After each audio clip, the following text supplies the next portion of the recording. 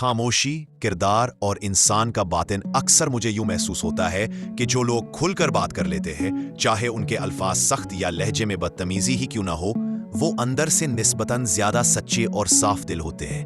اس کے برعکس جو لوگ ہر بات خاموشی سے سہ لیتے ہیں، وہ آہستہ آہستہ اپنے اندر نرمی اور دل کے ہلکے پن سے محروم ہو جاتے ہیں۔ خاموش رہنا بظاہر برداشت اور شرافت لگتا ہے، مگر حقیقت میں یہ اکثر ناپسندیدگی، شکوے اور ناراضی کو اندر جمع کرنے کا ذریعہ بن جاتا ہے۔ انسان جب حالات، واقعات اور دوسروں کے رویے بنا کچھ کہے اپنے دل میں اتارتا رہتا ہے، تو یہ سب دباؤ ایک دن اس کے کردار میں تلخی پیدا کر دیتا ہے۔ یہ خاموش دباؤ صرف سوچ اور رویے تک محدود نہیں رہتا، بلکہ جسم پر بھی اثر انداز ہوتا ہے۔ ایسے لوگ اکثر بدہضمی اور معدے کی بیماریوں میں مبتلا نظر آتے ہیں، کیونکہ دل کا بوجھ آخرکار جسم پر آ ہی جاتا ہے۔ یہ بات واضح رہنی چاہیے کہ بدتمیزی، بے ادبی اور گستاخی اسی صورت قابل قبول اخلاق نہیں، یہ ہمیشہ قابل اعتراض رہیں گی۔